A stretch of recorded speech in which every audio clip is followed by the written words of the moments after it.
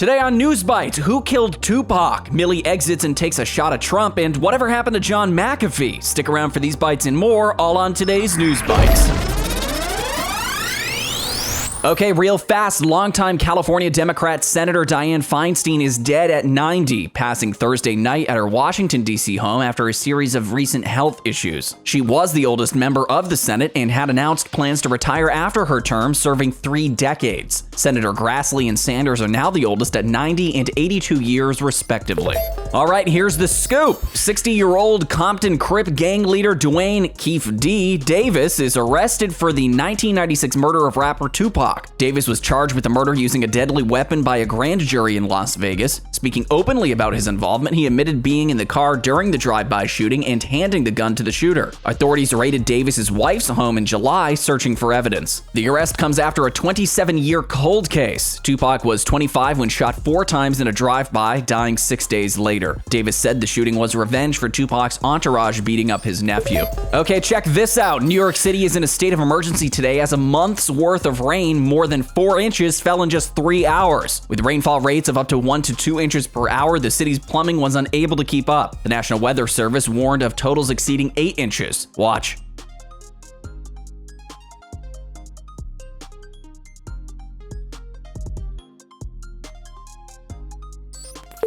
Okay, here's the latest. The Biden admin approved 3 new offshore oil and gas lease sales over the next 5 years, the bare minimum required by law to unlock expanding offshore wind farms. It's a legal trade-off under the Inflation Reduction Act to advance, quote, clean energy projects. New sites would be in the Gulf of Mexico in 2025, 27, and 29, with none off the Alaskan coast, as previously discussed. It contrasts Trump's plan for 47 offshore lease sales over 5 years. Again, it allows more federal waters to open for offshore wind leasing legally mandated under the Inflation Reduction Act. All right, in case you missed it, Mark Milley swore in Charles Brown today as the new chairman of the Joint Chiefs of Staff of the U.S. military. During his exit speech, some think he took a shot at Trump. Take a listen. What do you think? We don't take an oath to a country.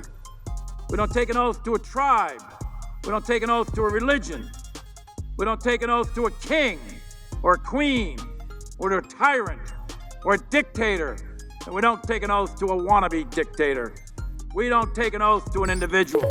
Okay, a Spanish court rules that software mogul John McAfee died by suicide in 2021, rejecting the family's appeal to reinvestigate, bringing his death in a Spanish jail cell to a legal conclusion. McAfee was awaiting extradition to the U.S. on tax evasion charges and was found dead hours after the court approved his extradition. McAfee was vocal about the 2020 U.S. election being stolen, saying that he possessed terabytes of documented corruption and crimes of high-ranking politicians and government officials that he collected using his McAfee antivirus software. He claimed there was a dead man switch that would release information upon his death, but nothing seemingly came to fruition. Those are today's bites, which are on our website at Disclose.tv. Subscribe and leave your comments below.